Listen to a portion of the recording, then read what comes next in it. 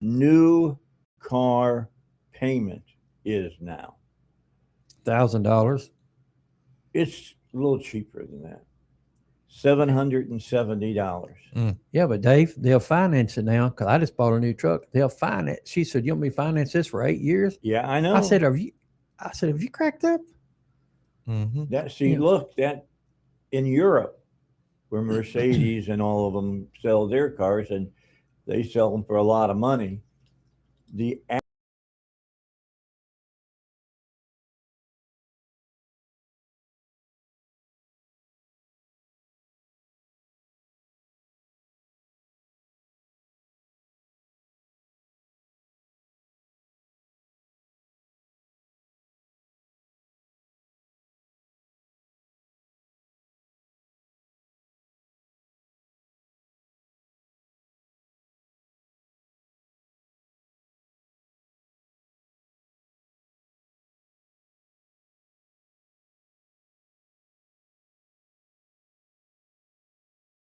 Paycheck to the next paycheck,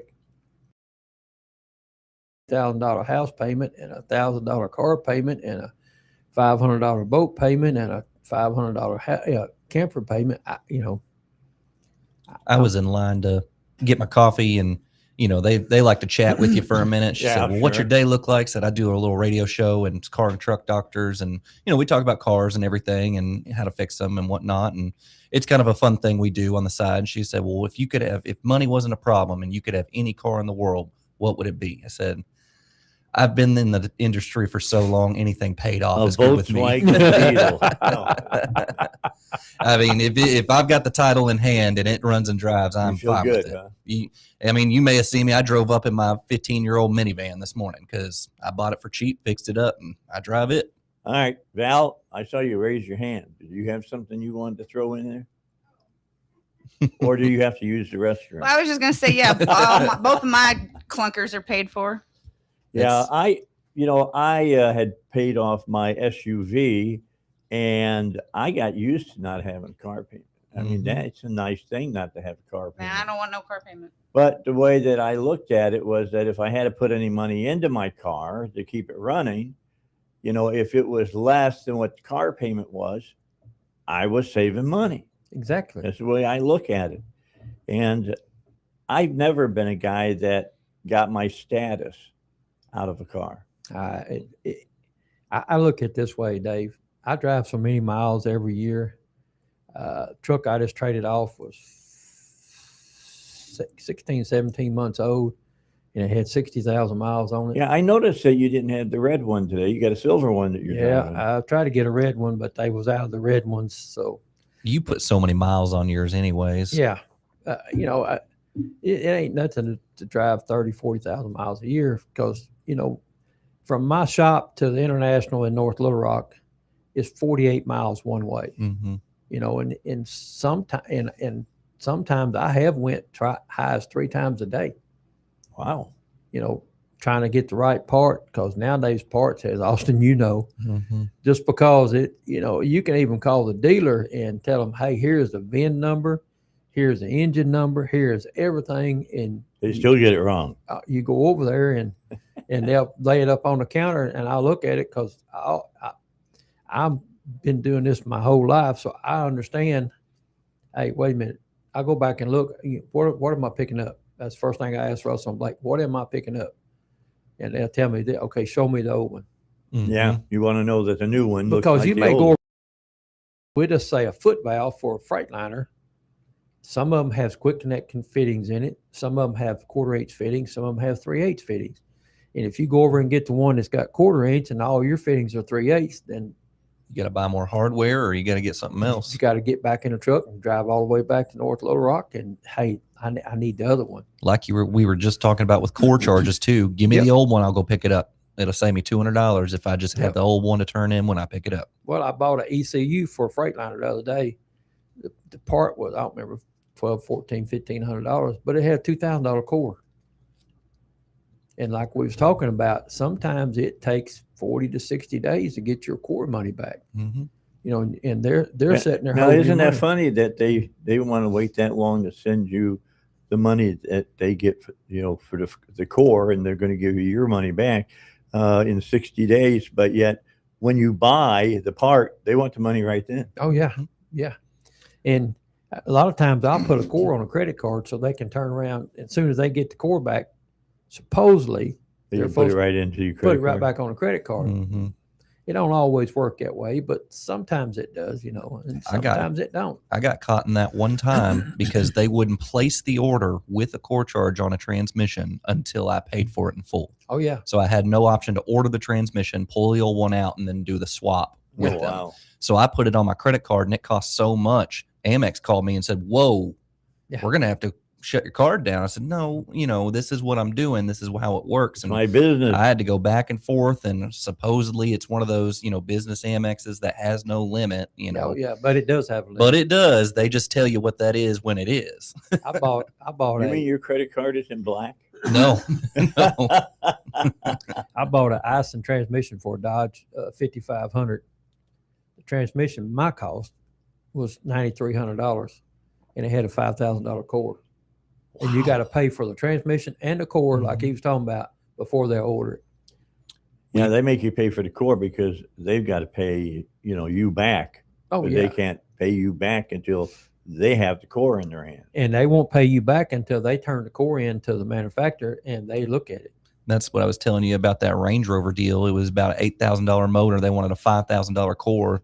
The lady, she was kind of going back and forth. She was being real, good at communication and Yeah. everything. And she wanted to do it at first. And then it turned into, she's like, "Well, what do you think?" I said, "Ma'am, I'm going to be honest with you. It's a financial burden on me for Oh, you yeah. to do this job Yeah, right. unless you pay for everything up front." And even then, that $5,000 core eats up everything on the ticket. Yeah, until you get your money back. Yep. You've basically lost money until you receive your core money back. And Yep. and like I say, it has took long as 60 days.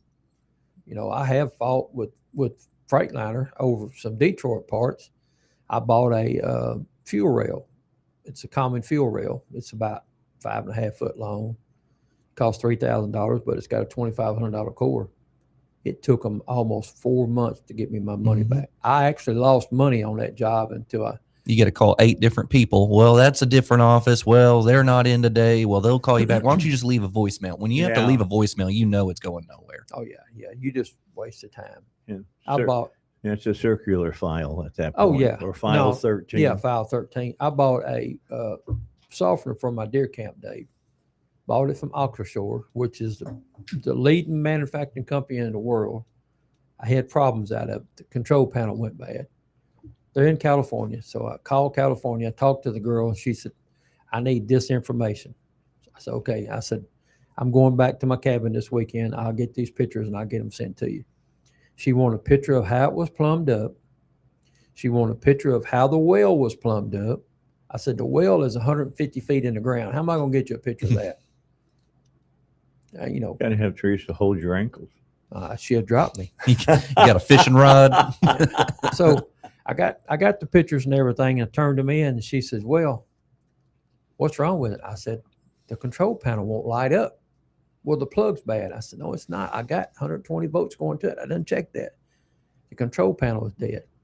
It took me 4 weeks to convince this woman to send me a control panel. She said, "Well, I'll tell you what I'm going to do. I'm going to send you one, but you're going to have to buy it. It was $280 something. Then when I get the old one back and we'll check it, I'll give you your credit back." Mm-hmm. 5 weeks later, she called me. She said, "Control panel is bad. I'll get you a credit back on your credit card."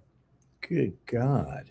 You ever deal with the large jobs that are also covered under an extended warranty? Oh God, I got one right now. Yeah. You got to pay for the unit, you got to pay for the core, and then you got to wait for the payment on the extended warranty. And that car's been done gone. Oh yeah, I got one right now. I don't let the car leave until they pay me now. Mhm. I got burnt a couple of times over that, and the customer looks at me. I tell the customer, "Okay, you pay me. When I get paid, I'll call you and you can come by and get your check." And I've had a few customers because It's a scary feeling. there's one of these that you see advertised on TV every day. Run. That one is actually banned from my shop. Oh, There's mine only too. one that I will not work with. What, extended warranty? Mm. Oh Mhm. yes, mine Oh. too. I refuse to even let them in the building. Actually, in fact, one of my favorite ones to deal with that are a breeze, they pay quick, is a Arkansas-based warranty company. Out of Mountain Home, Yes, sir. 6 or G6 something like Mhm. that. It changes names depending Yeah. on the contract and stuff like that, but But that one is actually fantastic. Though they're easy to work with. we had one had a 5.4 Ford camshafts went bad in it. Ate the heads up on it, and the guy told me Blake was talking to him, and I'm overhearing the conversation. He's telling Blake, he said, "I think we want to put a used motor in this truck instead of buying heads and cams and all that." And Blake said, "Yeah, that's probably a better idea." He said, "Well, find us a 50,000-60,000 mile used motor and call me back." So Blake called RD over Sundays, and he said, "Yeah, I got one with 50,000 miles on it." Called the guy, and he said, "Okay, let's go for it." And as soon as they got through with it, Blake billed him, and within an hour, I was paid from him. The only thing is, people don't realize no aftermarket pays sales tax, Mm-hmm. and they don't pay no shop supplies or none of that. And that's all up to you. And you try to explain to a customer, well, why are they not paying sales tax? Well, why do I got to pay them? Well, if you don't pay them, I got to pay them.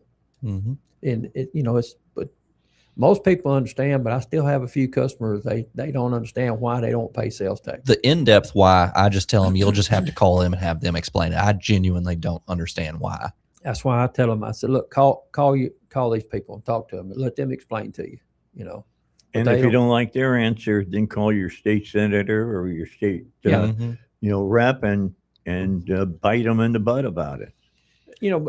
But like the one he was talking about is that they're out of Mountain Home, where the main office is, and they're easy to deal with.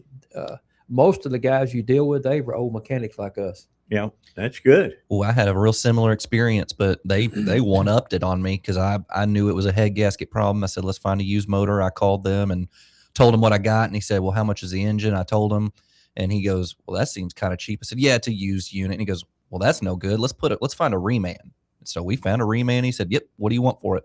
I told him. He said, we can do that. Oh yeah, I mean, it was breezy, They're two the- phone calls just because he wanted me to find a reman, call him back. Okay, now what's the name of this place so that our listeners I- can call them? The contract that I see usually, I think it's like ASC Yeah, or something like that. VSC or something, or I think it's ASC. they sell two or CNA three maybe. different companies, Dave, that this guy these people sell for. A lot of local dealers. I think Lander sells a ton of them. Yeah. But a lot of local dealers will shoot for that. And you could just ask them and it'll say, Mountain Home, Arkansas on the contract too. But that is just one of the better ones. I don't know what they charge, but I know when you call them, they got paid enough where they're going to approve whatever you need. All right. We got more to talk about here on the Dave Elswick Show. We could call it a day right now. You got a lot of great information in the first segment. We'll be right back at 7:20 in the morning. It's a Thursday. The guys from Bumper to Bumper are here. They've got their lab coats on. The car and truck doctors are ready to talk to you. If you have a question about your car specifically, 501-401-1011. Talk to Val. She'll get you set up and we'll get you on the air with us, and they'll try to help you out here on the Dave Elswick Show. Yeah, I think my headphones are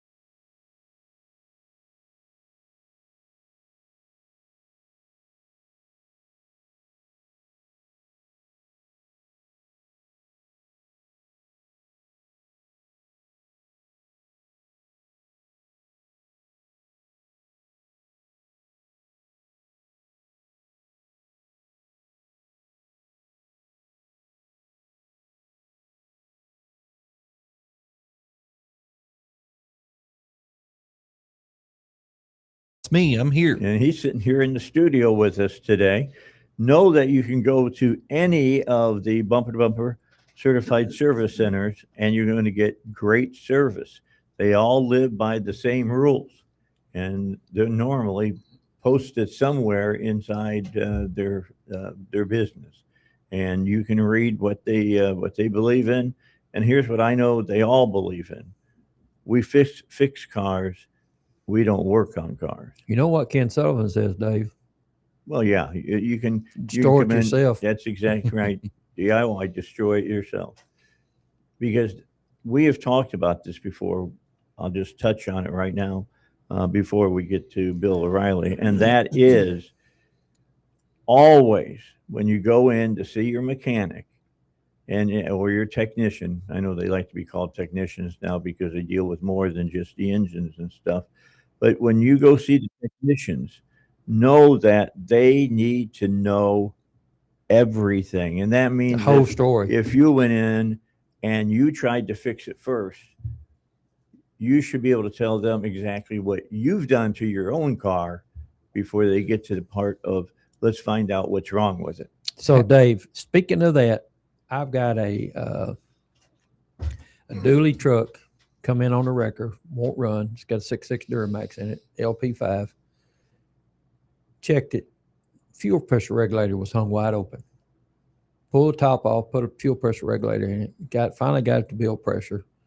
Started one time, died. Didn't start. Blake called the customer and asked the customer, "What have you done?" "Well, I just run down the road and it quit." Okay. There's more to this. I So, can already tell. He gets to checking. So pull the fuel rail off where it comes from the tank up to the pump back to the rail. It's full of water. So Blake calls him back. "Did you buy any fuel?" "No, I just run down the road and it quit." "Okay." So start checking again. Pull the tank down. Tank's got about 4.5 gallons of water in it. Hmm. So That's a lot of water. he calls the guy, and the guy said, "Well, come to think of it, I had some old diesel fuel in some cans, so I poured it in there." $10,000 later, it's running now. Yesterday, he finished it up yesterday. Had water all through it, huh? It had pulled the tank, cleaned the line. It also ate up the fast fuel pump. That's $1,000 just to part by itself. Got 4 injectors, got both rails. So wind up having to put 8 injectors in it, both rails, a fast fuel pump, and clean everything to make it run again. Wow. But if he'd have told the whole story up front, "Hey, I put some old fuel in it, and that's when it did this," How much money would he have saved? he'd have probably saved $1,000. What's the big deal? You probably light your cigars with $1,000. I wish. But the problem is I've got 2 or 3 days in it chasing a ghost that if he would have told us on the front end, "Hey, I done this," we'd have went straight to the fuel tank, dropped the tank down, see what's in it. We've caught ourselves sometimes where we've kind of gone in there, not so much come at them sideways, but we kind of go in there like, "Who has been working on your car?" Mm-hmm. And they're like, "Well, I have." Mm-hmm. Oh, we can tell. Yeah. You Well, want to tell me what you did? Oh, well, a lot of times we can tell what they Oh, were trying to do. Yeah. If it's, something common enough on a job, that they went to YouTube Academy and they figured they could handle it themselves. I like that YouTube Academy. Oh, I'm Hey, a I big got student of YouTube Academy. There's plenty of good resources out there, but Yeah. that is not the same as hands-on. I got you. Blake got one in a basket here not long ago. The motor was out in the floor, tore all apart, and the guy tried to overhaul it himself. And he said, "Well, I got it out on the floor, so I'm gonna get it at half price labor, ain't it?" I said, "No, you're gonna pay double now because I've got to figure all these boats out. I got to find all the parts."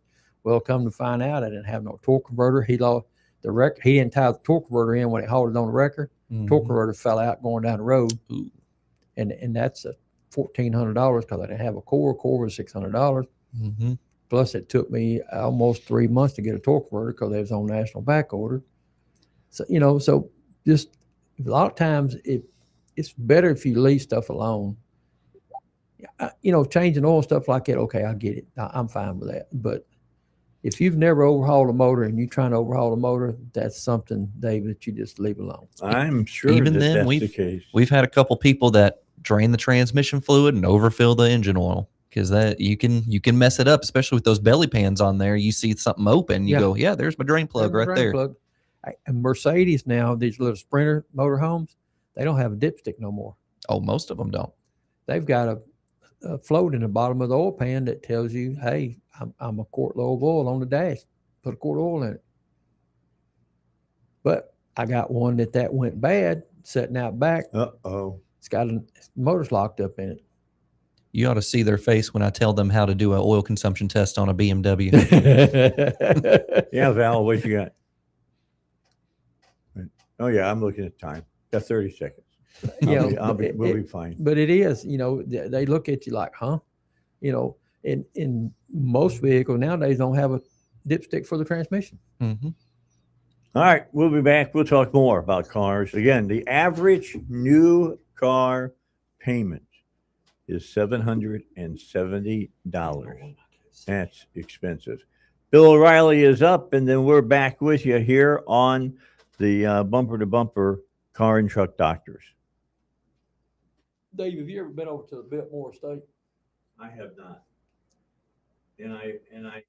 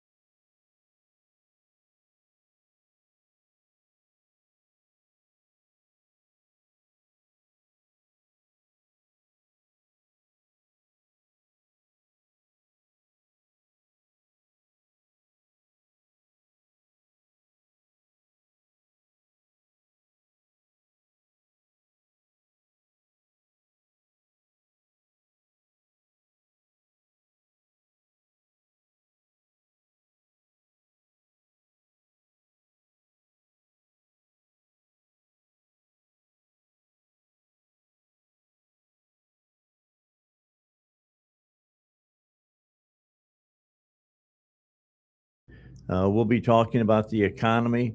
He'll talk a little bit about this whole thing with the ceasefire in Iran and what we'll probably see happen with gas prices and things of that nature. It went from 318 out in Benton to 349 yesterday. Yeah, well, got to figure it's going to go up. It's not going to go down. I grabbed some at Costco for $3.27. That's good. I bought day before yesterday. I bought it 318 right there by the shop, and just yesterday afternoon I come back going back home at 5:30. It was 349. That's crazy because they said it just went up yesterday. Like, Oh, it did. that's It not what did. they paid for that. Well, That's why I specifically go out to Costco. I use the Costco credit card. They give you 5% back on fuel. So I that's make a good the deal. extra couple mile trip, not too far from my shop, but just a little bit. I use that Upside app, and I've got like $100 on it. Oh yeah, Like, that's a couple it's free worth- tanks. You what? That's a couple free tanks. Right? That's what I'm saying, especially right now. Oh yeah. but that we had to stop the people over there because them people, they're nuts anyway. Excuse my language, but they're nuts. Are they from Iran? Yeah, them people are nuts.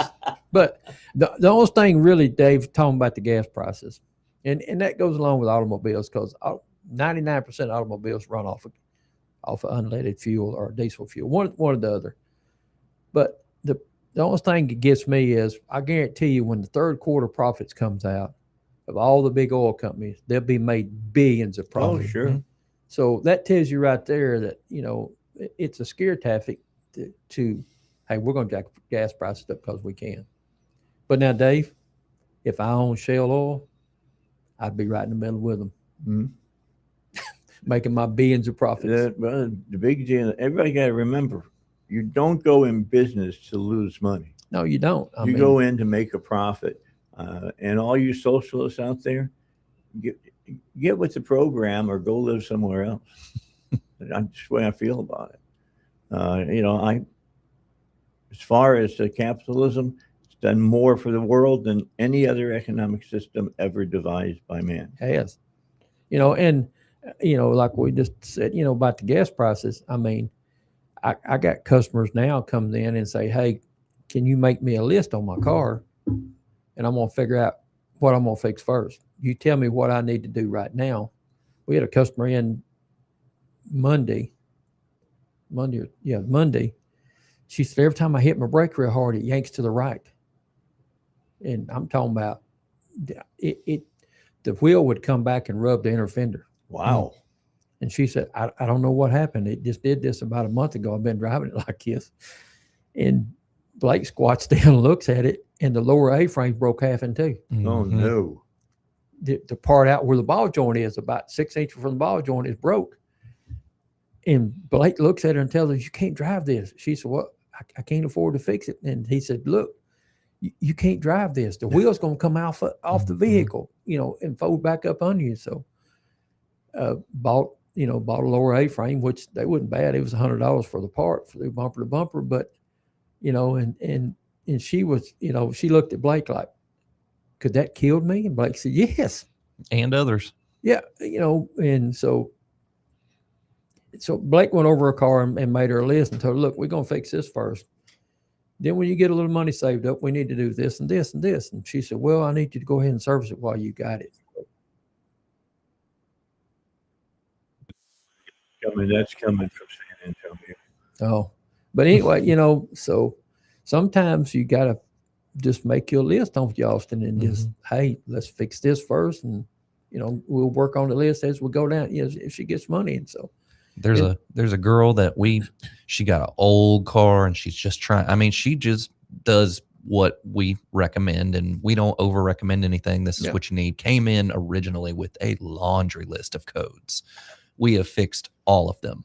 And one came back and she came back and it was a O2 sensor. And she said, well, before I came to y'all, I had another shop replace that. And we said, call them. Maybe it's under warranty. Ours is 2 years. So try them. And, she tried them and they said, yeah, we can cover it. You're at the end of the warranty period, but well, this is it. So she went and got it done, came back, PO 420 and I said, it's a catalytic converter. And so we talked about it and she's going to come in for a catalytic converter. And I told her, I said, I only deal with the MagnaFlow personally. It's just kind of your surest bet on what you can get.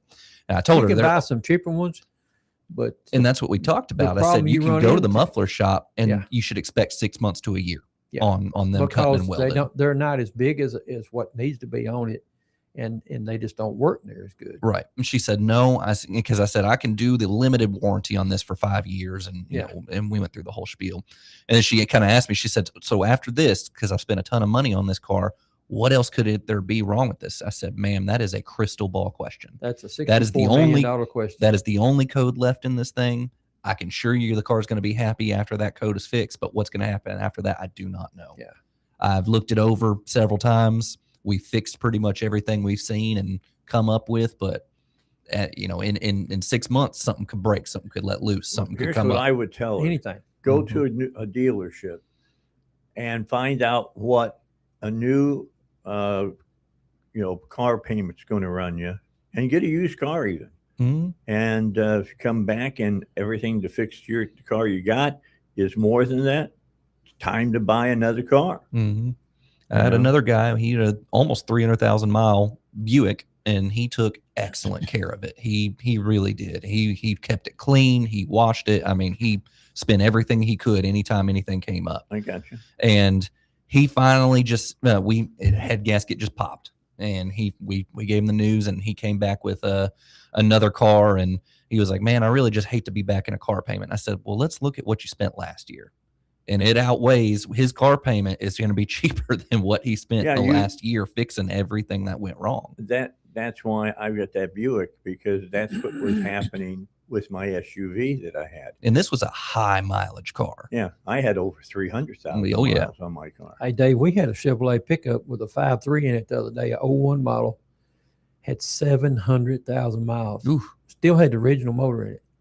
This gentleman, he delivers stuff, but he said, hey, I service it once a month. I take good care of it. And he had it in there, and Blake was doing brakes on it, and the truck looked good. He said, the seat, most time when 700,000 miles, the seat's going to be broke down. He said, no, I had the seat repaired about 2 years ago, and the seat, but the truck looked good and drove good and everything. And it still had the original transmission and the original motor in it. You ever pull the valve covers off something high mileage and just get so impressed with the love that went into it? Because it is just clean. Because as it's can clean be. inside. Then we pulled one here not long ago on a timing chain rattle on a 5.4 Ford. Mhm. Pulled the valve covers off to pull the front cover off. You couldn't see the rocker arms. Oh. And I told the guy, I said, look, it needs a motor in it. I can put timing chains in it, but I promise you it's going to be back in a month, low oil pressure. Mhm. He said, man, I can't afford nothing right now. Just fix that. So I even went ahead and pulled the pan, cleaned the pan on it, just trying to help it. Even putting a new pump on it ain't going to help No, anything. about 5 weeks later, he come back. He said, hey, man, this thing is flashing low oil pressure. Pulled the pan back off, stopped up again the strainer, cleaned it all out, and put it back together. Hadn't seen him in about 2 months now, so hopefully we got enough out of it that, and I tell my guys, do not break none of that stuff loose. Don't break no more than you have to. Mhm. It's stuck good, leave it alone. But when you're putting timing chains and everything on it, you're going to break stuff loose. And I asked the guy, and this is actually a commercial vehicle. And I said, do y'all ever change oil in it? He said, I don't know. I drive it. Yeah, Right. I don't own it. Mhm. Well, and he, so come find out it had like 24,000 miles on the oil in it. So, but and I say I pulled the pan off the second time, and I charged him too. I told him, I said, look, I'm not pulling the pan for nothing, Well, it should be good because the jug said 25,000 miles guaranteed on the oil. He was close, wasn't he? But, it's hard to explain to somebody, hey, my daddy used to always tell me, son, if you ain't got time to do the oil can maintenance, you ain't got time to repair it or the money to repair it. Mm-hmm. I mean, my dad, he was a mechanic, and that's how I come by a lot of my knowledge through him, over the years. And, and a lot of my knowledge went to Russell and Blake. And, I got a young boy at the shop that they're training, and, I walk by and he'll be scratching his head, and he'll start explaining it to me, and I'll tell him, well, have you checked this? No? Okay, let's check this. And a little bit, he'll come back, that's the problem. How'd you know that? Well, Experience. I'm close to 70 years old, and you know, it's just stuff that I've chased over the years, and you know, it's just. And once you get it in your mind, Austin, you know this, it don't never go away. No. Now, sometimes I had to stand there and scratch my head and think about it a minute, and to get this little brain I got to pull it all back up and spit it back out. But you know, On the other hand, too, I've met some fantastic technicians, and they go into it over complicating it. oh, but yeah, You know, looking into the oscilloscope and stuff like that. And it's like, well, why don't we just start with the basics real quick? You know, and you know, hey, with I'd say all this- half the time we can accomplish it with just keeping it simple, stupid. a lot of this electronic stuff, it'll try to make you think over it. You know, it'll try to make you think it's, you know, like you may get a vehicle and it'll have 15 codes in it. Basically, there's one code that caused most of it. Mm-hmm. And trying to, you know, and you know, the younger boys, they, you know, they'll try to overthink it every time. You know, they'll see all these codes in it where they'll start checking this code and this code. No, take you a picture of it on your phone, clear the codes, and go drive it. See what comes back. Sometimes it takes 3 key cycles. I said, go drive it down the road, pull over somewhere, cut it off, open the door, let it go to sleep, crank it back up, drive it again, then pull over somewhere, because you got to drive it 5 miles before you can pull back over. Pull over, cut it off, open the door, because if you don't open the door, it don't go to sleep. Sometimes it's just a gamble on, you know, considering that being a subsequent code or a primary fail code. Because, you know, we're talking about this old car for this girl that she tries to take care of best she can. You know, we had a leak in injector seal. It's causing a vacuum leak. It was just port injection. And, you know, it had the O2 sensor code in there, and it was the front one. So we're thinking that's probably a subsequent code. Well, it wasn't after all. And because she hit me with, you know, we looked at the old ticket and I said, it was on there originally. She said, well, why didn't we do it then? Well, you know, and you just try to explain yourself. If I'm not trying to overspend you, I thought honestly it would go away after fixing the misfire and the vacuum leak. And a lot of time, O2 sensor ain't bad. Mm-hmm. If you pull it up and look on a computer and it's not switching back and forth, something else is wrong. You got a vacuum leak or you got something over fueling. If you pull it up and it's got a heater module on the O2 sensor bad, okay, it needs one. Mm-hmm. And that's, you know, when it came back, it was heater circuit. Yeah. And, you know, that's when we flash lit it. And, well, that's not an old sensor. You can tell immediately on O2 sensors if they're brand new or old. Yeah. And that's when I asked her, who's done this before? And a lot of times you just have to, you know, we get, you know, I get some women in this single in there and they're working on their stuff and it's hard to explain to them why you need this, you know, and then you got to, and Blake has walked them out there and pointed, hey, this is what's wrong. This is what's wrong, you know, to make them understand. And my wife, she can tell you how to work on a vehicle, but as far as her telling you where it's at or none of that stuff, because she's heard me talk to people on the phone, fix stuff over the phone. I mean, she used to tell them girls out at the airport, hey, I know what's wrong with that. You got so-and-so back. And they'll look at her like, how do you know? Well, I hear my husband talk about this all the time. Well, and it's always the weird stuff you remember the most. You know, there's minivans out there that if you don't have the belly pan on it, you'll get a Walmart sack sucked up in there and it'll hit that downpipe on the exhaust and it'll smell like something's on fire. Oh yeah. And I've had people call me and they explain their symptoms and it's a 40,000 mile Toyota Sienna. And I said, that's not leaking oil. I promise you that. And so I told him, I said, it sounds like you got a Walmart sack stuck up under there and you know, you can try and clean it off with degreaser. You just let it burn off. Yeah, he called me back a day later and he goes, how did you know that? That's exactly what was wrong. I said, I just seen it before. Yeah. Ain't my first time seeing it, you know, and that's why when you see a bag on the road, you don't drive over it. Oh yeah. I avoid all debris, even a paper sack. I just, you know, you never know what you can get. You never know what might be in the sack. That too. It's just like back in the spring, we had a lady out of Camden. She was going to Little Rock to a meeting, and guy slung her tread off of single row tar. She couldn't dodge it. It wrapped up around the drive shaft, and it took Russell and Blake and Wayne 2.5 hours to cut it out from around the drive shaft. People It's- don't understand either that's metal in there, and that can pop your tires too. I have to Oh, have yeah. more. Oh yeah. That's why I avoid them all costs now. Well, it wind up, it bent the drive shaft on this. It was some kind of a Nissan, and it had the all-wheel drive, and it had the deal you can lock the rear end in. Mhm. probably an Ultima. And no, it was a little SUV, some kind of little SUV, but Okay. it run the module, had to put a module on it. It wound up about $5,000 time it's all said and done, Mhm.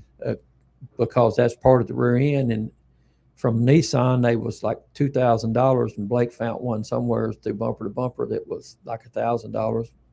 But you know, sometimes you can't avoid stuff on the interstate. No. You just got to hit it and hope for the best. But it wrapped up around the drive line, and it shut the car down. The car couldn't even move when it locked the drive line up on it.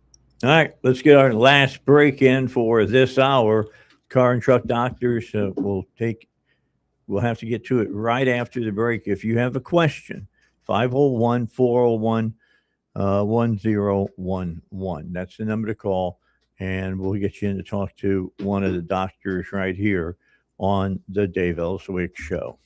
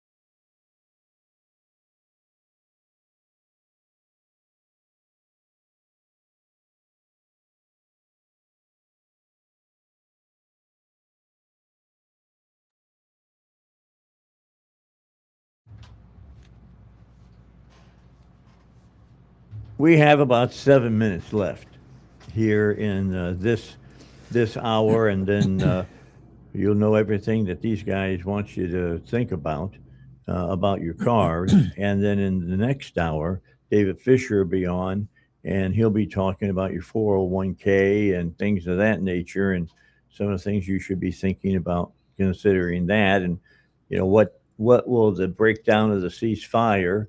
What kind of repercussions are we going to see with that? So we got a lot of good stuff for you today that you need to know. It's 7:52, 8 minutes until 8. If you got to be at work at 8 o'clock, Better hurry you up. might step on it, right? Yeah, better hurry up. And get there. So Dave, my watch just popped up just a second ago. Heat advisory for Central Arkansas. Hey, check your water, check your antifreeze. Mhm. You know, just kind of look your car over good. You know, we don't do oil changes. We do services. You know, we look your car over. We check. It's amazing how many cars we get in nowadays that's got headlights out. Work vehicles. You know, I do a lot of work vehicles. Tail lights out. You know, these new cars. You know, the headlights very seldom go out on them. When they do go out, they're bad, expensive. $200-300 easy. Yep, we bought one here not long ago for a Cadillac, and it was $3,000 for a headlight assembly. The most expensive lights on a car that I have ever seen was it the Palisades that had on the rear end had the lights that went up the And side yeah. and around. That's one whole light. Yeah, that's a whole light, and it's like $600. Yeah, it's got LEDs in it. It don't have regular light bulbs in it anymore. Most stuff don't have regular light bulbs anymore, unless it's an older one. You know, but it's just check your vehicle over. Summertime's here. August heat is here. You know, July and August and September is our hardest part of the year. So, you know, check your antifreeze. You know, make sure you got plenty of antifreeze in it. You know, if it gets hot, shut it off. I understand sitting on the side of the road is going to be hot, but some of these motor jobs in these cars can run up to $15,000. Yeah. So, you know, if money is no object, okay. But if you're like me and it was like a 15 grand fix, I'd be looking at it really, really strongly whether I'm going to fix it or not. Well, what I tell people, Dave, all the time is, hey, if you spend $10,000 on this vehicle, you can't go trade it off tomorrow. You lost your $10,000 plus. You know, if you're going to spend $10,000, you got to be prepared to drive it for at least 2 to 3 to 4 years to get any of your money back. You know, and I tell them, you know, I try to explain to them up front because I don't want them to come back 2 months later and say, well, you told me to fix it, but I went and traded it and I lost money on it. Well, that's why I tell them up front. Every time you hear it, well, I'm just about to trade it, so let's get it fixed. And I'll tell them all the time, that's not going to increase the value of the car. Nope. Go trade it just like it is. If it'll run and drive up there, go trade it. If you're going to the dealer to buy another car and trade this one, typically they'll look at the miles, the age, and move on. Yeah. And general appearance. That's it. And they don't look at the general appearance. They look at it, but not that hard. They look at the mileage and you know, and stuff like that. And just even then, you don't got to clean it. I mean, they don't care. No, because they're going to. They want to sell you a car. They don't really care. You know, they'll wholesale it, send it to auction.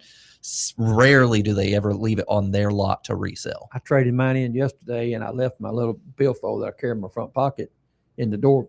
And the guy called me, and I went back up there to get it. And a guy was driving off with it. I said, you don't, he said, yeah, that's a wholesaler. He done bought it. I had it sold before you ever got here with it. Yep. You know? Yep.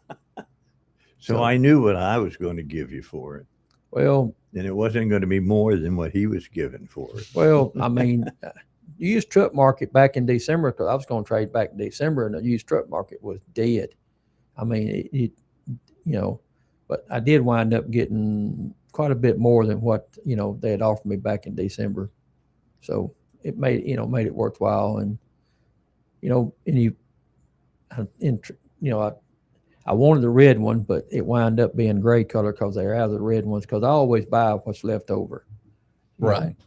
Old stock. Yeah. This is a 26 model. And I always buy that because usually they had almost $14,000 knocked off of them yesterday. So, well, they're financing GMs right now. Saw the commercial 0% for 5 years. Yeah. Yeah. They're trying to move those trucks. You got to have an 830 credit score to get that. Yep. Which I got it through my Alcoa Community Credit. I know the girl down there good. I got it for 4%. Yeah, that's great for a car. For 4 years. So, you know, and, you know, that's, you know, but I tell people, you know, if you're going to spend $7,000, $8,000, $10,000 on one, you got to drive it. You can't go trade it tomorrow. You know, I know a lady, her dad spent a whole bunch of money on her car, and she went and traded it. As soon as he gave it back to her, she went and traded it. And he was on her. She said, well, I couldn't trade it in that kind of shape. And boy, her dad like had a stroke. He spent about $3,000 on it, and she took it that very next day and traded it. Well, and you trade it, and you know, you got your even if it's a new or used car, and then some people go into the finance office and they throw on all the extended warranty, the tire and wheel package, and you added about $6,000-$7,000 sometimes on top of that. When I was buying it yesterday, the guy that done the paperwork at the GM dealer, he looked up at me. He said, "Do I need to explain to you about extended warranty?" I said, "Nope." No. He said, "I didn't think I did, but I had to ask." With a new truck, gap never hurts, but no. That's the only thing I really look at on my Buick. Yeah, and it Gap, never hurts. And Gap has come way down. I bought it on this truck. I normally don't buy it because I normally, you know, I don't owe that much on them. And he said, "Hey, right now Gap's down to, it was $338 for 5 years."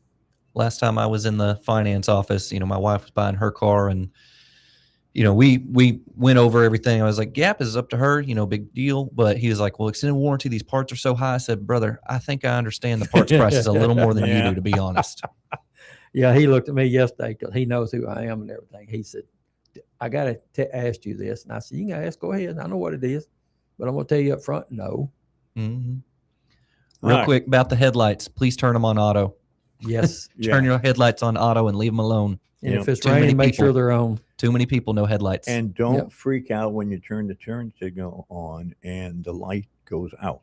Yes, because Mhm. it's supposed to do that. It's Mhm. supposed to do that. That's how All it's right, set let's up. get a break in. Thank you, We'll Dave. come back and we'll talk about the economy next on the Dave Elswick Show.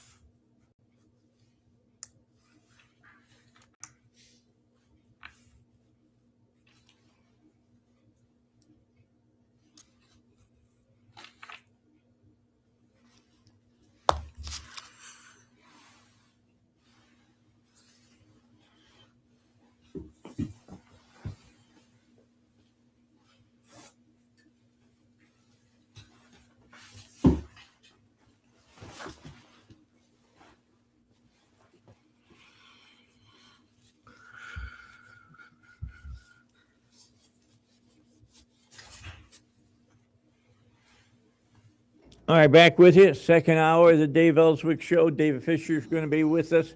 Is he all lined up with us, Val?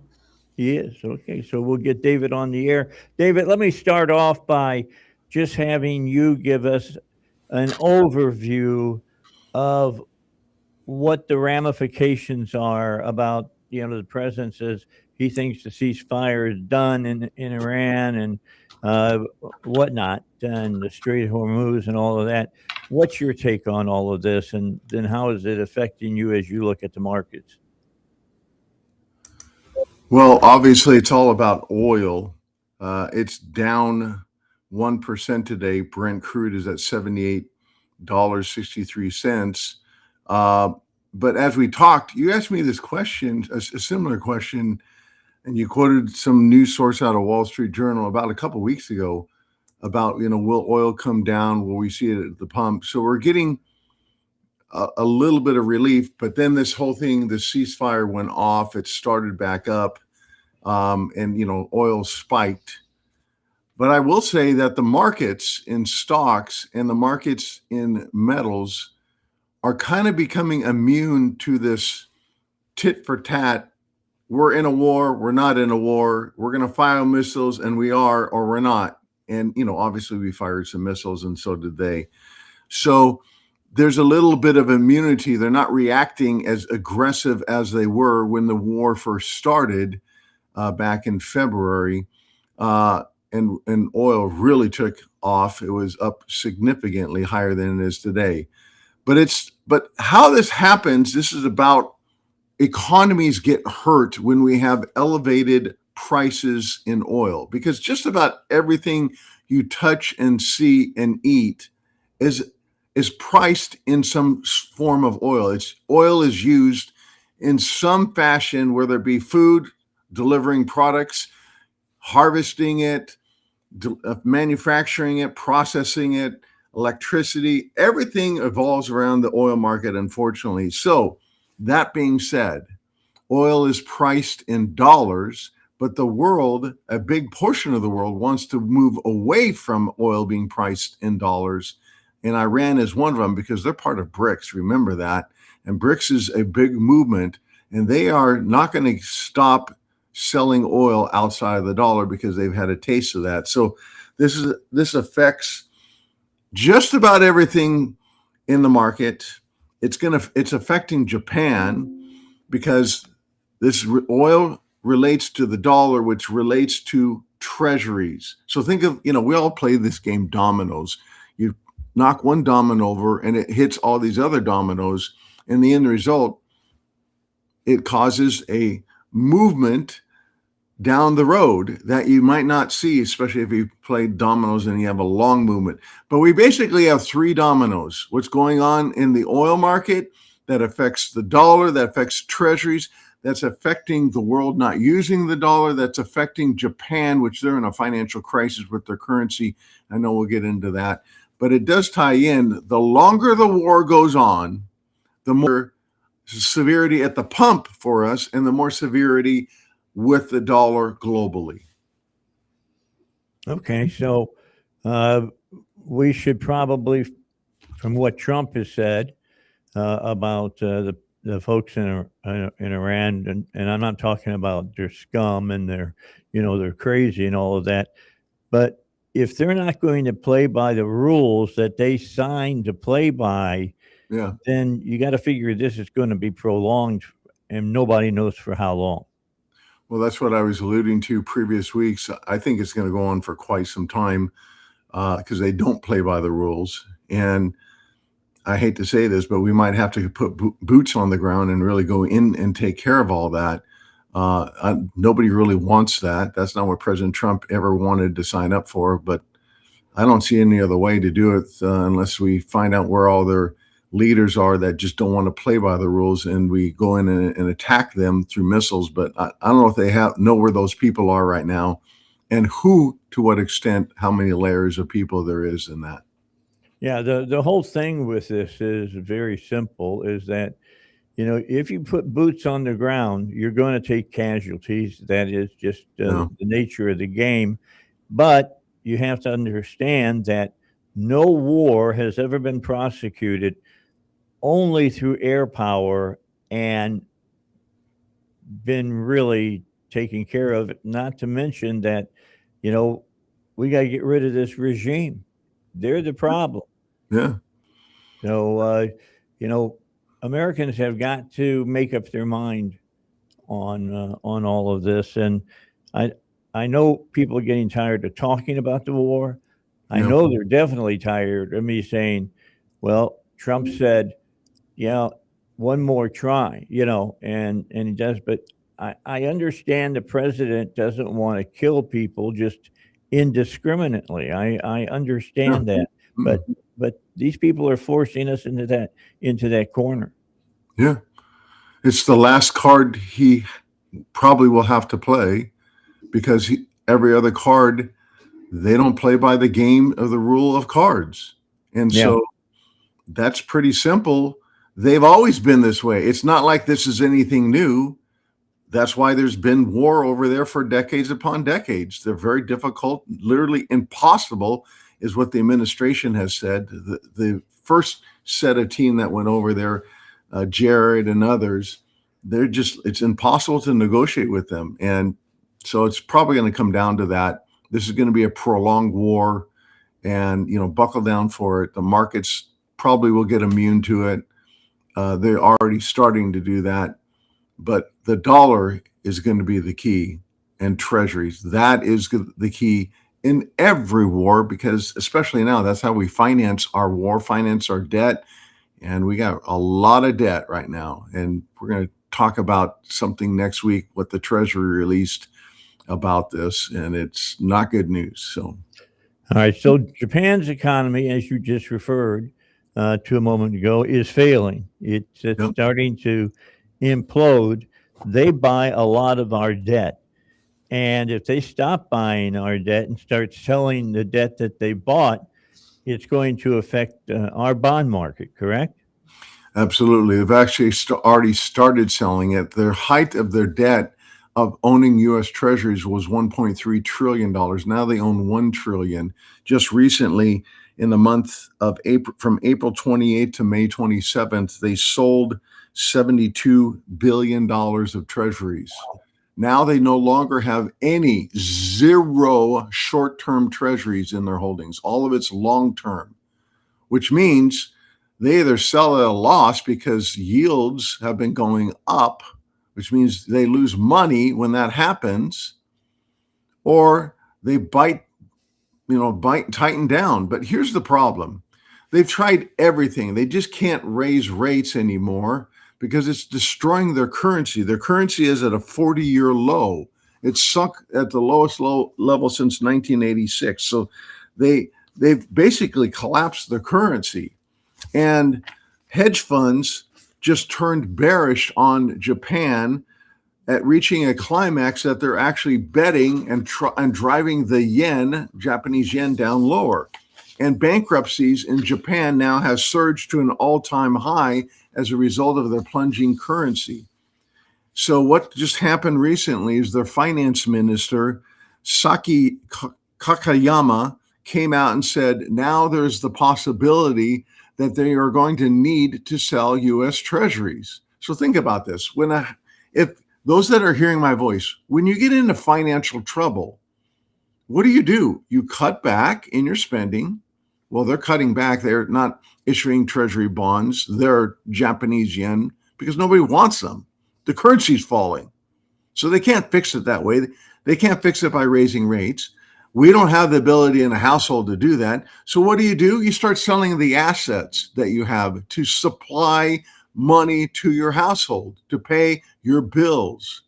What's their asset? U.S. treasuries. So here's the problem. If they start selling, I'm not talking about, the 72 billion, because they already sold that and it didn't work. After that, their currency plunged again. So it's not enough selling to support their currency. They got to sell hundreds of billions of dollars of treasuries, not under 100, but hundreds, $300-400 billion of U.S. treasuries. What will that do? That's going to send a signal to the rest of the world.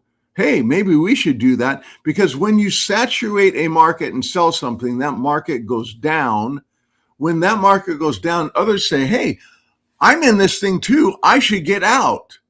So if Japan starts selling, which I think they're going to do, China will sell. Russia has already sold all their treasuries because we seized their money, $300 billion in 2022. That caused them to sell all their U.S. treasuries. So this could cause a domino effect in a sell-off in treasuries. What does this mean for you and I and U.S. citizens? It means massive inflation, because all that money comes flooding back to the United States. We have to buy that debt back.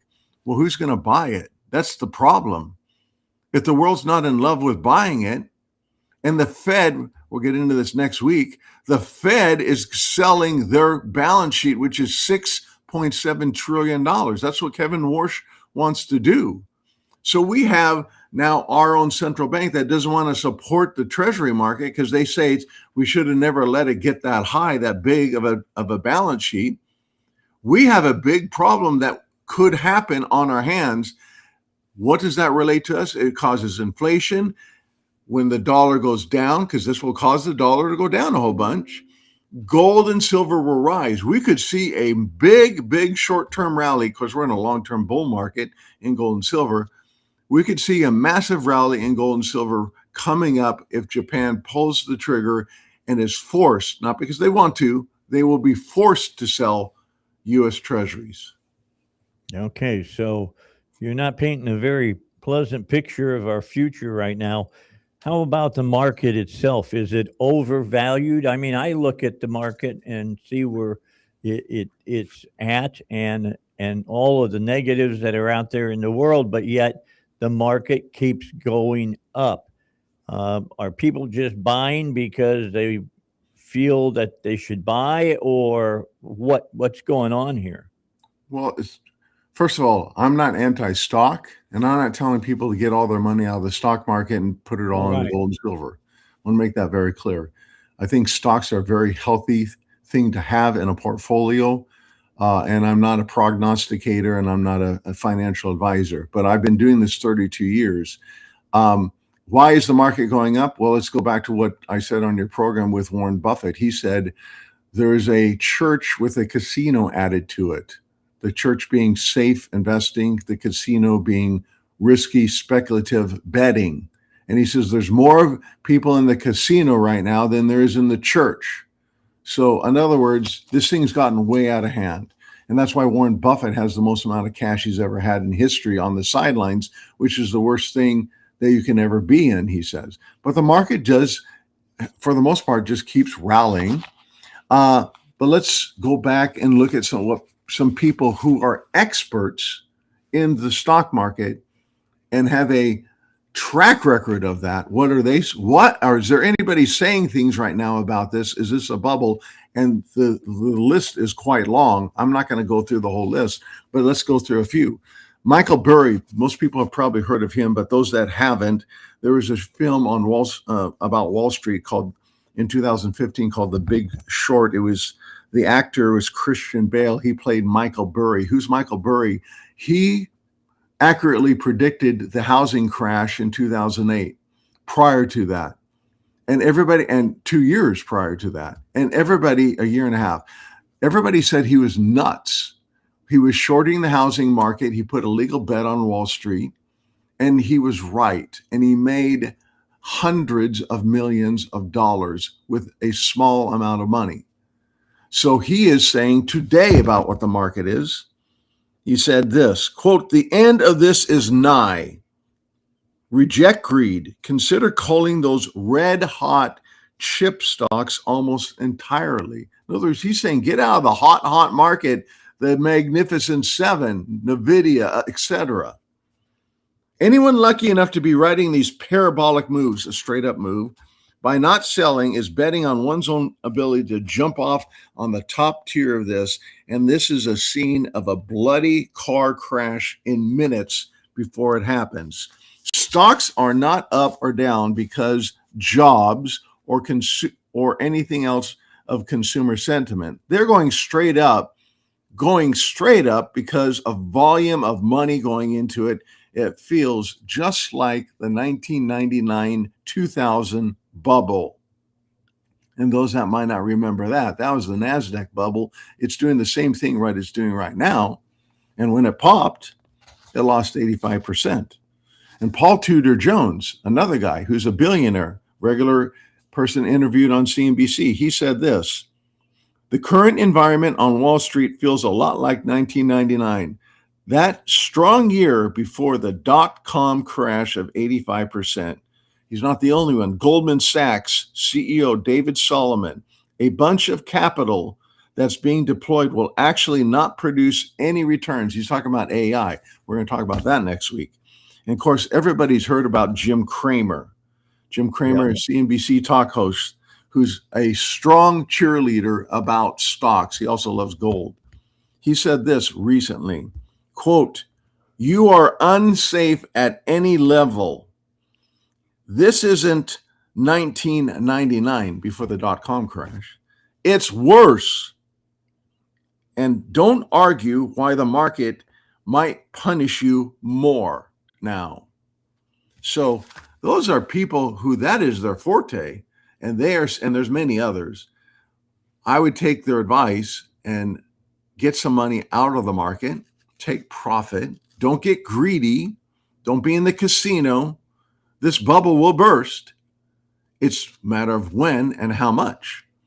And usually the whole idea is buy low, sell high. It's high. Okay. Buy some gold and silver in the pullback. Diversify. Diversify is a key. Don't get greedy and have all your money in, especially tech stocks right now. All right, David, we're out of time. I appreciate you being with us today. If you want to talk to David or one of his associates at his business, which is, of course, landmarkgold.com, call 844-604-2575. That's the phone number, 844-604-2570. I want to put that 75 first. It's 2575. And you can also ask for 2 free white papers. One, the Golden Era, that has a silver lining, the other being about bricks. David just talked about that and touched on it.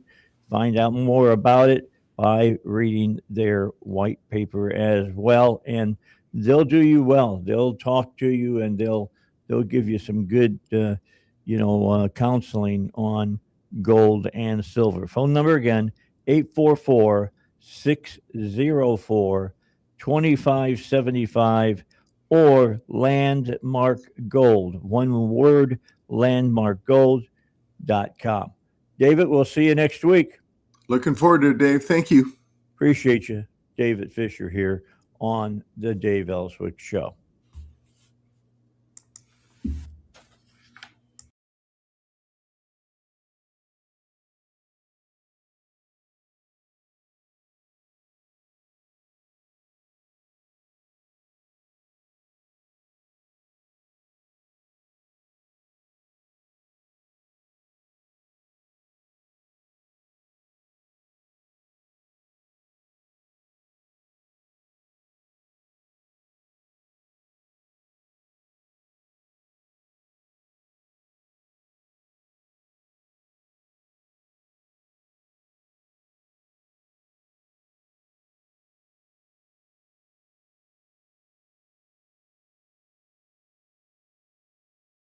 All right, back with you here on the Dave Elswick Show. We got news coming up at the bottom of the hour. Remind me, Val, I just opened up my emails, and David Clark sent me a question about a car. I'll forward this to Duck, David, and they'll get with you and answer your question about your 2013 Elantra. Give you some guidance on that. We've got information that we're going to have to touch on here in the dealing about what's going on in the world. I mean, right now over in Iran, You got the president speaking yesterday from the NATO summit, and he was asked about the ceasefire, and this is his answer. As far as I'm concerned, it's over. Those are strong words, that it's over. Um, he said there's something wrong with the Iranians. They're cuckoo. As far as I'm concerned, it's over. They can talk, but I think they're wasting their time. They're a bunch of lying guys. My whole life, that's all I do is deals. My whole life is that's how I became president. I guess that's a deal too, right? But I made a lot of money. I had a lot of great success, tremendous success. Everything I did, I was successful. And I deal with these guys, and I say this is from a different school. They're liars, they're cheats, they're sick people. They've hurt their people. They killed 54,000 people as of now that were protesting. When people say, "How come they haven't taken over?" Well, they can't take over because they're dead. The regime's killed them. Nobody's going to take over. They have no guys or they have no guns, and the other side has machine guns and they're killing them. The press doesn't report it, but they're bad people. They're bad people. And frankly, I don't want to waste my time with them. I don't like these people. You know that, right? And that can't be any more clear to me than Trump is at. It's like the meme, the humorous meme of that says, "Don't be stepping on my nerves. I only got one left," and means that you step on it, I'm going to go off, and that's what it sounds like. The president is letting Iran know. I mean, if Iran thinks that we can't come in and take them out of business completely, and that we can't militarily keep the Strait of Hormuz open, they are, well, they're crazy. Just exactly what Trump told them. And the U.S. conducted their second night of strikes in Iran, and President Trump said, quote, "This is in retribution for yesterday's bombing of the ships by Iran. If it happens again, it's going to get much worse." There was a lot of video on Facebook last night and on the internet of the bombing last night in Iran, and those were some big bombs they were dropping. There was one uh, video that you see the explosion, the fireball, and then about 5 seconds later, the person who's holding the camera, taking the video, his camera starts shaking all over the place, and that's from the concussion. All right, let's get to the news, and we'll come back. We'll talk more about this and other things here on the Dave Elswick Show.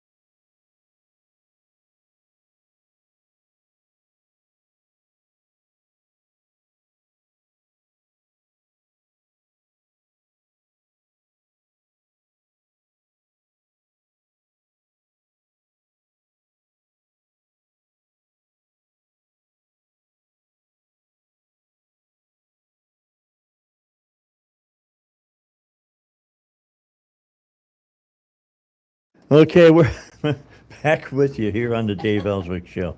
I was just razzing Dallas from Americans for Prosperity, and I said, I'd never know she was from Arkansas. She just told me something about she had to do something. Oh yeah, you're going to show up, and I was like, you never would know you're from Arkansas. Never. I mean, you move over by that Oh, microphone. Right? never. I'm sorry. There you go. Now, Here, I see you now. I hear you now. I hear Okay. you. And you've brought with you a friend from Florida. Correct. Who we got here? This is Jimmy Smith, and he is a brand director for Concerned Veterans for America. All right. And Got my attention already. I'm a vet. yeah. And he's in town tonight to go with us to see Young Washington, and we just wanted to stop by here and invite people again. It's at 6:30 at Riverdale, and Tickets are free, but you gotta have a ticket. you need to reserve them because I'm running out of tickets. Okay. Where can they find that? Now, they can either go to Yeah, they can your go website. 1011 theanswer.com or go to the Dave Elswick Show. I think we've got it there as well. or they can go to AFP Arkansas website, or they can just call me or text me. Yeah, if you're saying, well, I don't know if I can get tickets. Well, number one, they're free, and yes, you can. Right. You just got to take the incentive to go to the website. Right. And I'm going to also provide you with popcorn I'm like and a soft drink. I'm like, Matt, who owns Riverdale, one of his, and he owns several theaters in Hot Springs, Cabot, Searcy, Batesville. Here's one of his main rules that he teaches his people. You always keep the popcorn popping. That's right. I mean, that's part of a movie. When you walk in, I can walk in after I just had dinner and I Mhm. smell that popcorn. I got to have some popcorn. Well, sometimes I go to the movie theater and just buy popcorn and leave. Well, that's good if you got the bucket. Yeah, no kidding. You can save a lot of money with the bucket It's doing just that. better. Well, it is better It's just better. because they use coconut oil and stuff. I guess. I don't know what they're doing, but Hot sometimes fresh I do that. popcorn Yeah. right out of the Right. popper. Oh yeah, you can't beat it. It's like Lay's. Once you start eating it, can't stop. Yeah, I'll let people know that there are some movie theaters that don't pop their popcorn fresh. When they open up, they go to the back, They got supply a room, and they got gigantic these plastic.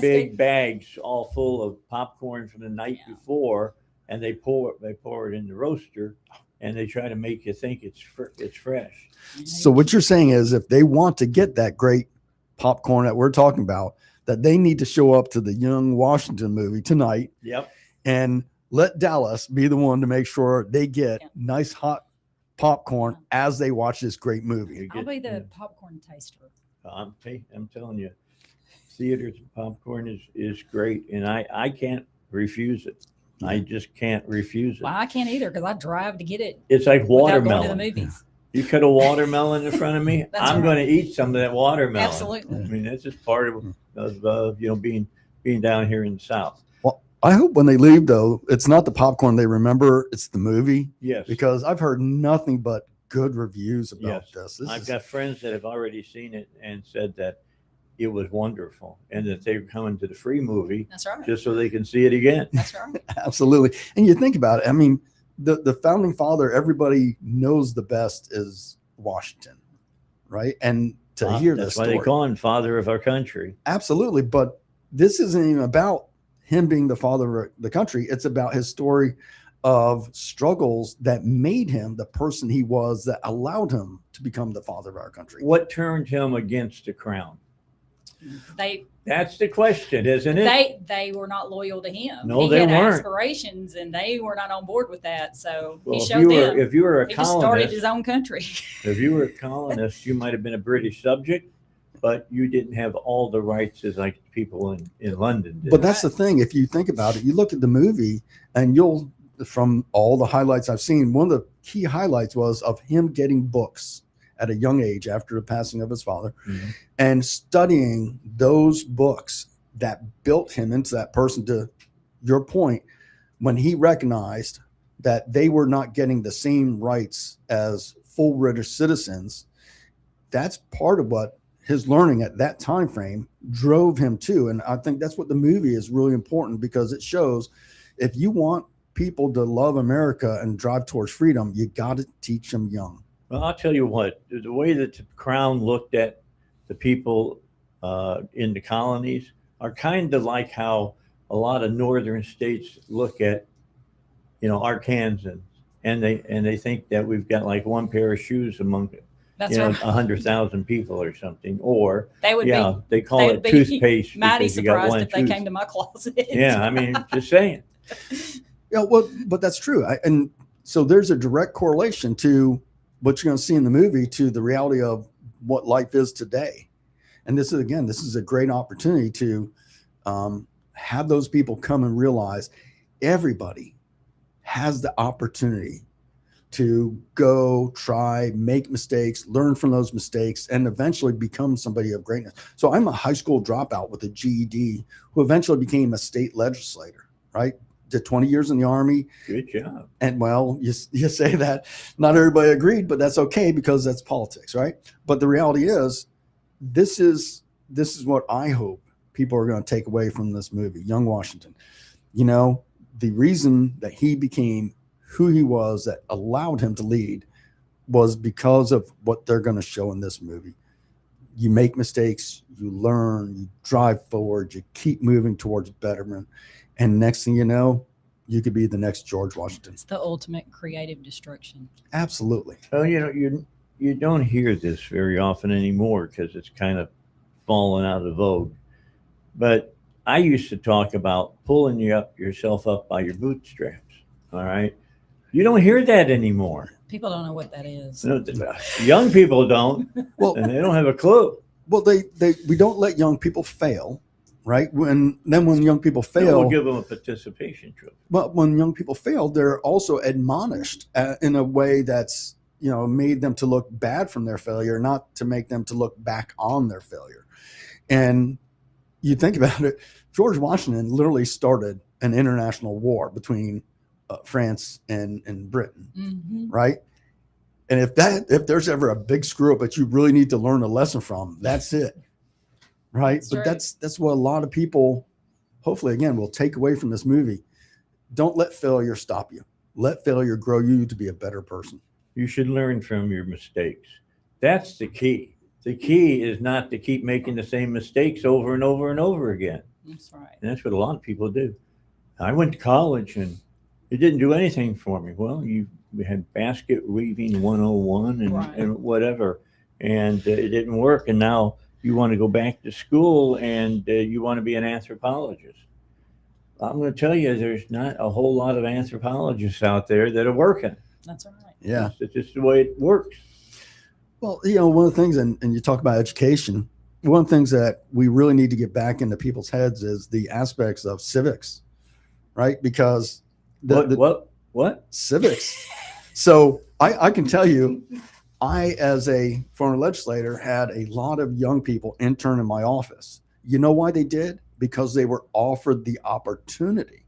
I had middle schoolers and high schoolers that were debating and discussing issues, and they did not all agree. I never told them they had to support this issue or that issue. Right. I just got them involved, and they went from some people worked in the president's White House. Other people have worked for conservative groups, and other people just became good, active participants in the community. Became the best citizen that he'll be. Absolutely. Mm-hmm. And again, hopefully this movie will encourage that kind of thing, because if there's going to be something that's going to save our nation from any future struggles, it will be the fact that if we can get more young people to be engaged in civics, they're just elected officials. Oh, I can't talk to them. No, get engaged with them, call them, ask questions, have your sons and daughters, when they ask you a question about why is this being done, give them that legislator's number, give them that city councilman's number, give them that county commissioner's number.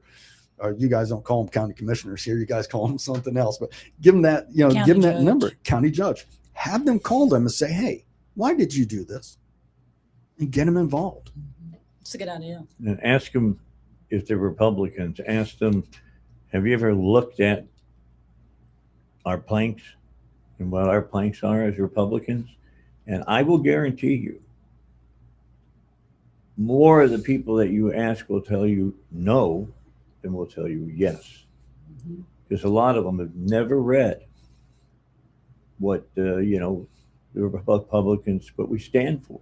Right. They don't have a clue. And that's got to stop.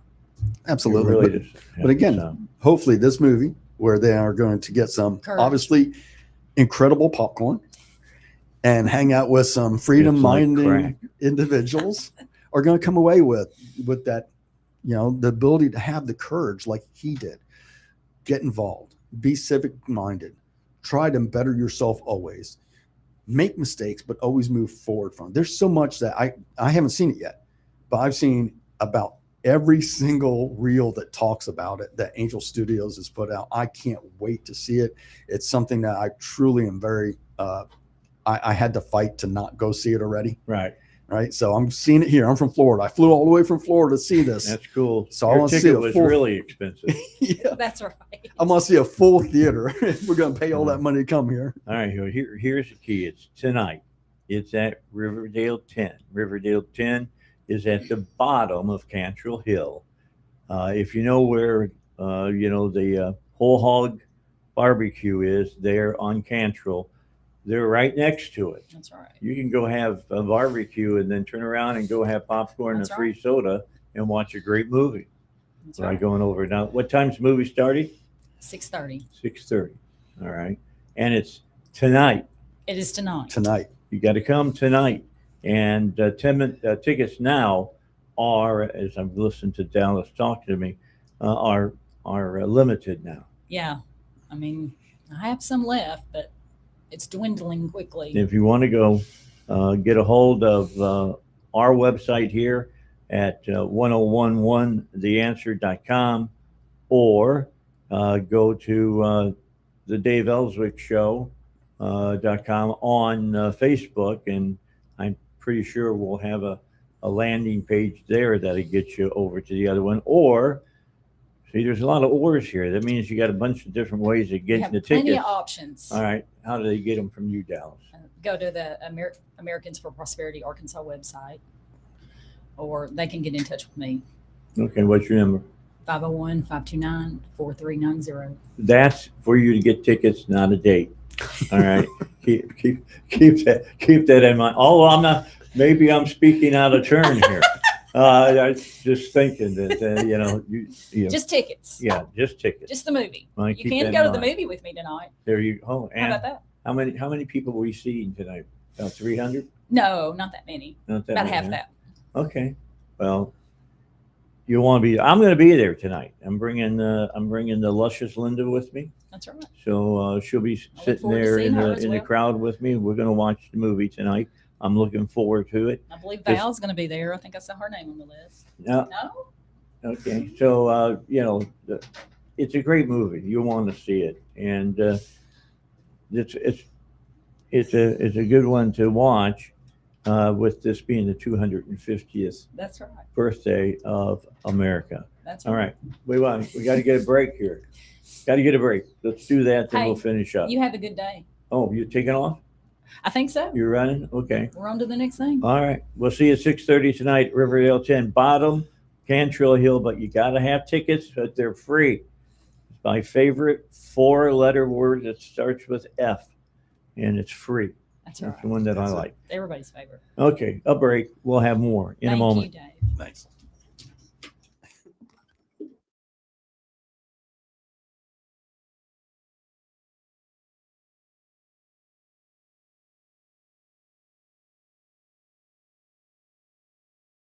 Your name is on the list.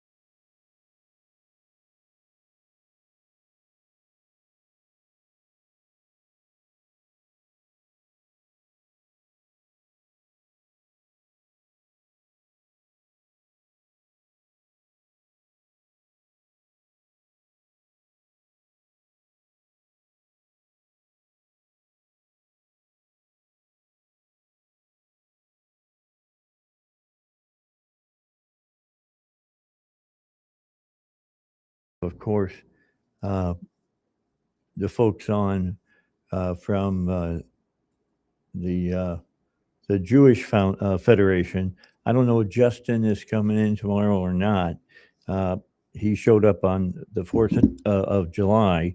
We'll be wanting to get them on tomorrow. We weren't here the 4th of July. We were off that Friday. So be a good thing to hear from them and find out,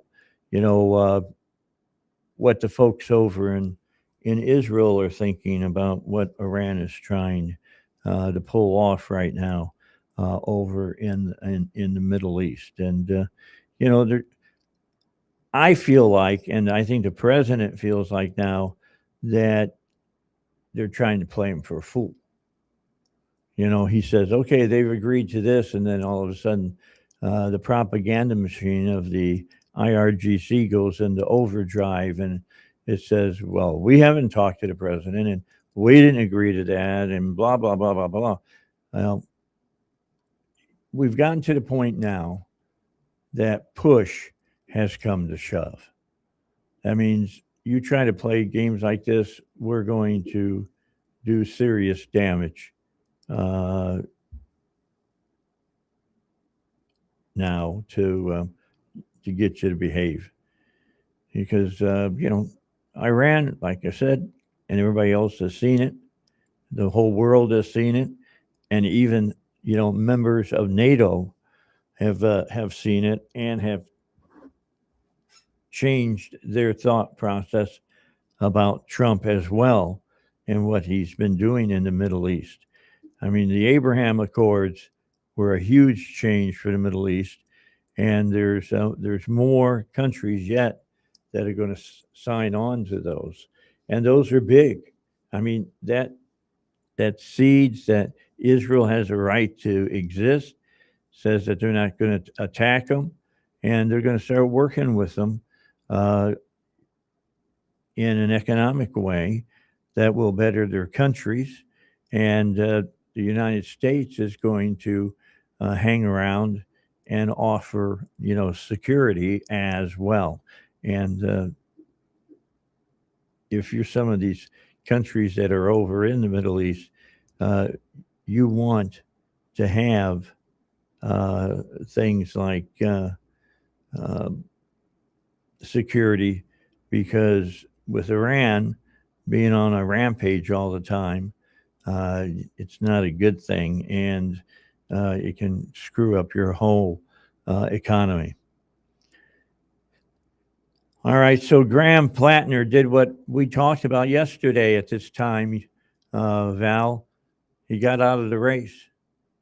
He suspended his campaign operations.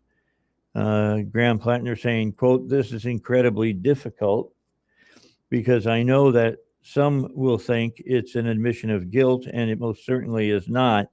We're not doing it because of the allegations. We're doing it because of the structures that are being taken away from us by those in power." What are those structures? The Democratic Party not going to give him any money. They're just saying, run your own campaign, use your own money.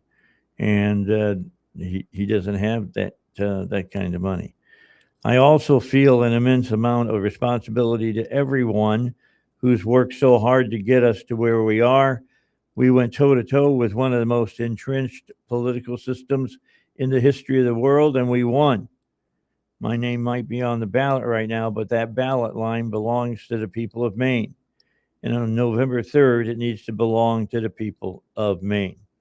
Hugh Hewitt is talked about this and said, the Checker speech 74 years later, except Richard Nixon was innocent of the charge and didn't quit. Keep this all in context, that it was on September 23rd, 1952, that President Nixon delivered his Checker speech that, you'll not have Dick Nixon to kick around anymore. So if you've never heard that, you might want to go to YouTube and type in Richard Nixon Checkers, and you can listen to what he had to say. You had to assume that Plattner was going to get out. I mean, with the women coming out, 2 women, 1 Republican, 1 Democrat, saying what this guy was doing and being sexually assaulted by him, that his time was limited. Well, now you know. Maine Democratic Party Executive Director Devin Murphy Anderson said this: the integrity of this process is just as important as the outcome. I'm doubting that, Val, because they were going to vote for this guy if the sexual allegations had not come up. They didn't care what he had said or where he No. was going or whatever. They didn't care about any of it. They're still going to vote for him. That's who they choose. And that shows who they really are. Yeah, well, here's the Democratic Party's whole, uh, platform: Orange Man bad. Yeah. That is They their don't. platform. They need to grow up, Dave, because just you hate someone so badly that you're going to just destroy the country over one guy that's only going to be there a couple of years more, like because he is term limited. Like it's insane that these people just don't realize that you can't just do ignorant things because you hate someone. Yeah. One person. Well, Graham Plattner's team has repeatedly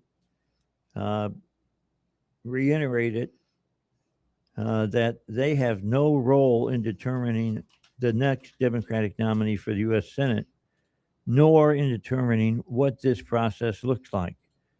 We have also reiterated, said the DSC, we have also reiterated that Graham Plattner must drop out of this race so that Democrats in Maine can focus on defeating Susan Collins this November. And that's what it's all about. It's for sure getting her seat because they want to try to flip the Senate in the next election.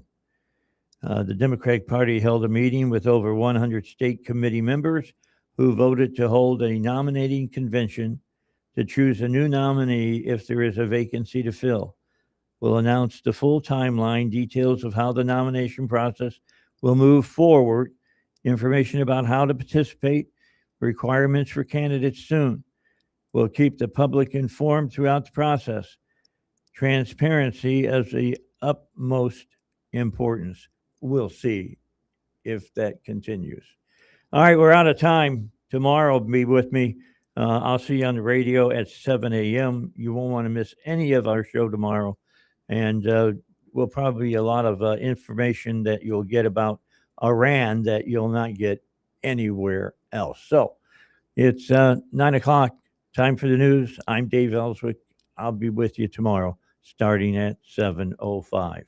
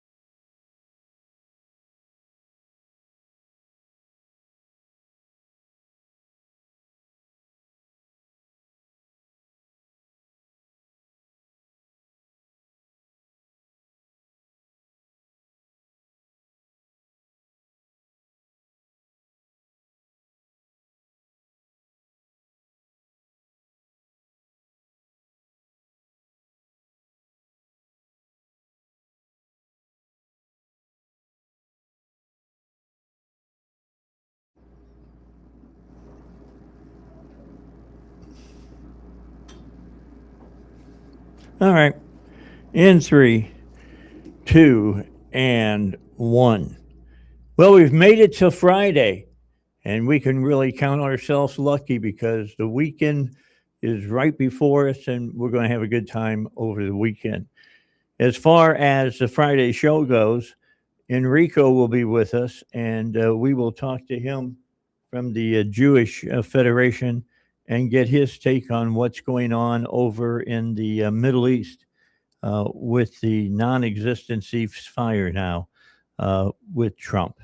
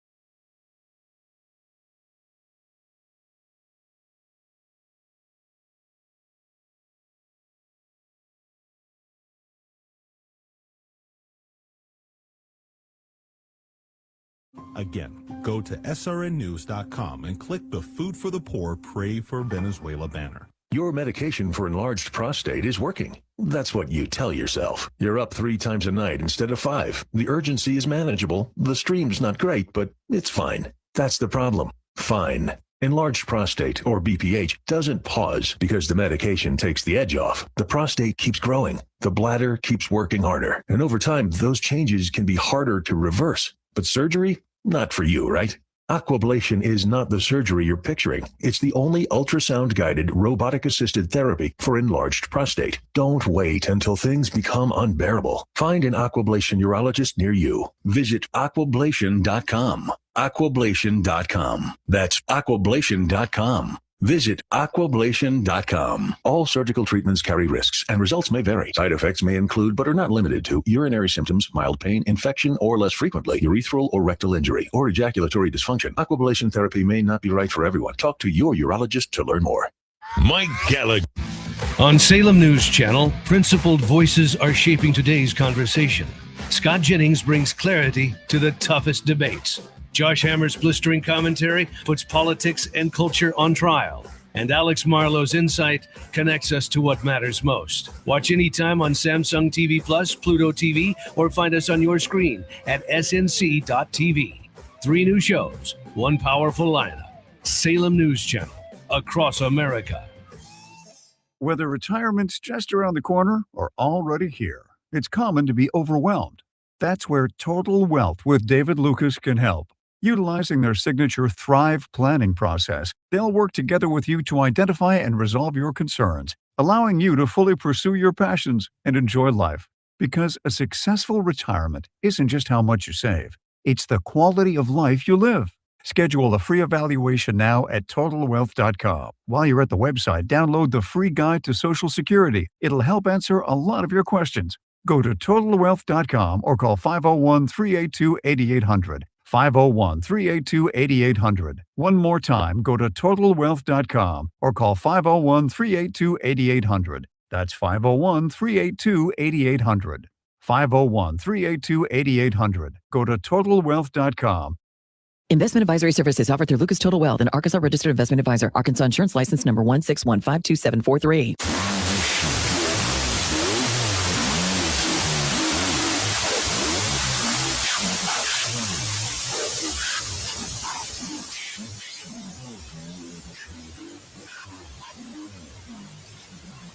Go behind the headlines. Stay connected with 101.1 The Answer and 1011 FM TheAnswer.com. Mike G. Rough Greens makes any dog food better. Don't miss cutting-edge coverage of daily news on the Alex Marlowe podcast. For so many years, we thought we would see terror. Is it a Muslim? Now we're starting to think, is it a trans person? And we've indulged all this. It's completely our fault, self-inflicted wound. We run so hard away from the science and towards insanity. They'll never stop. They will never be done. They will always try to take more. They will always try to create more chaos. Subscribe to the Alex Marlowe podcast on Apple, Spotify, YouTube, Rumble, or at SalemPodcastNetwork.com.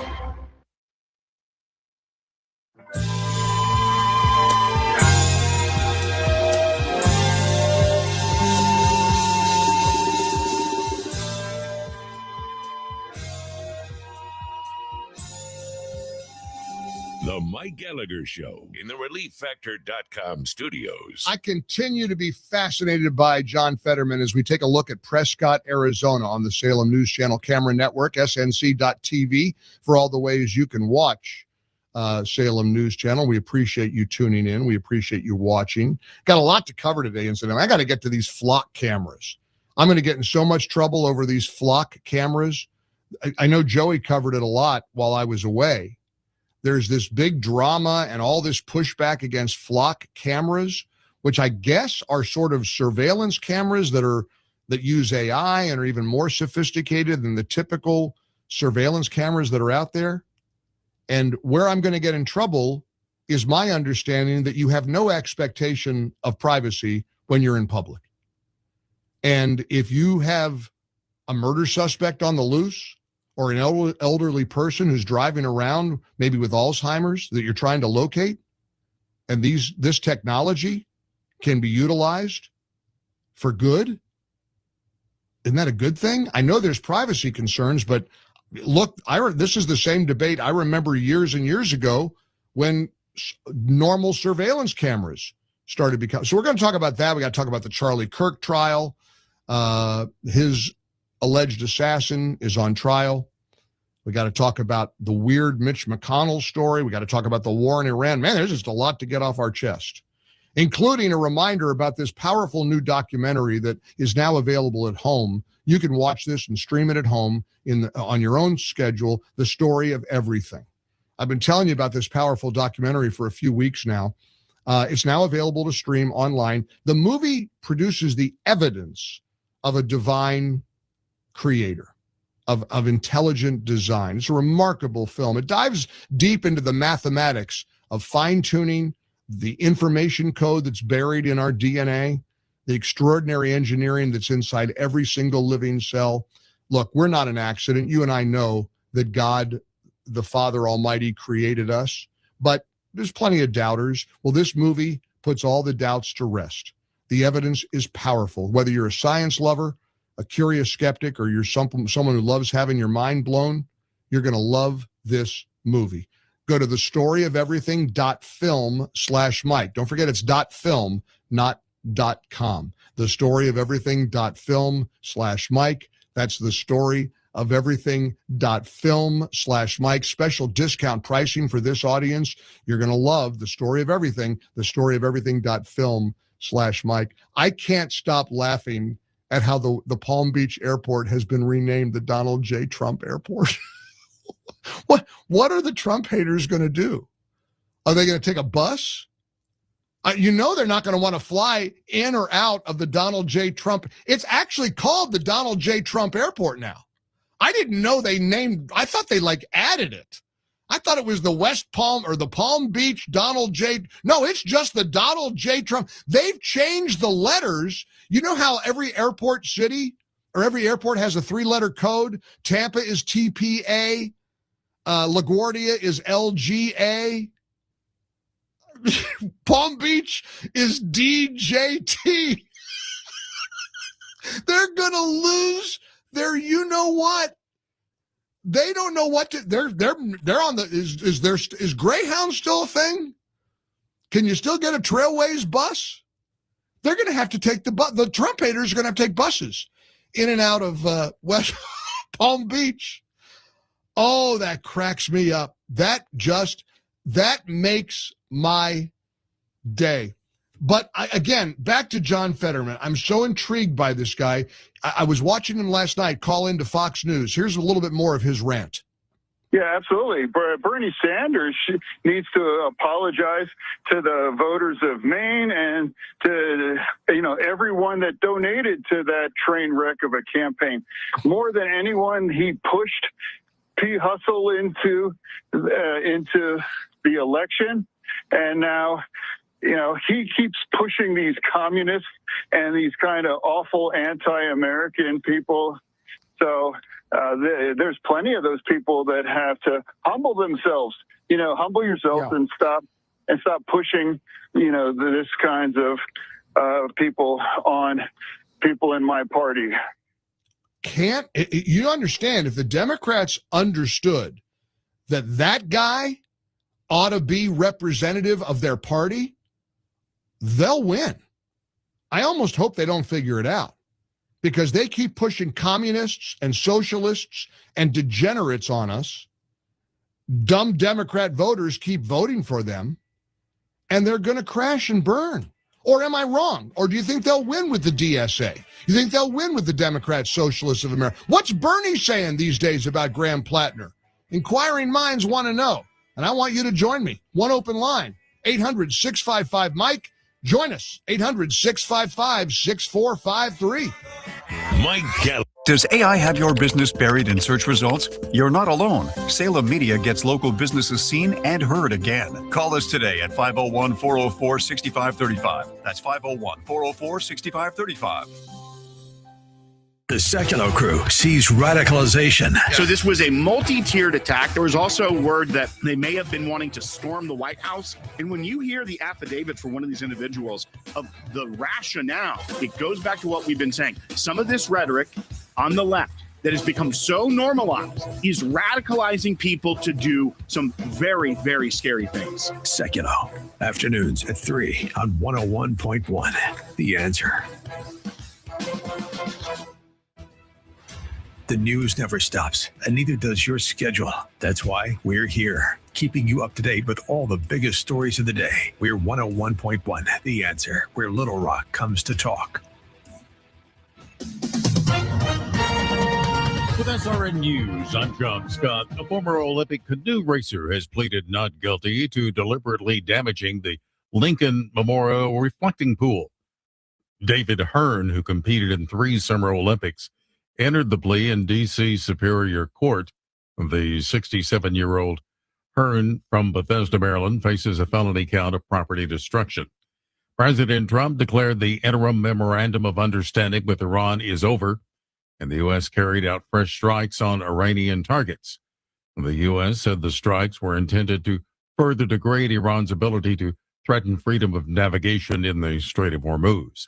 A massive heat dome building over the western U.S. this week before expanding toward the north central this weekend.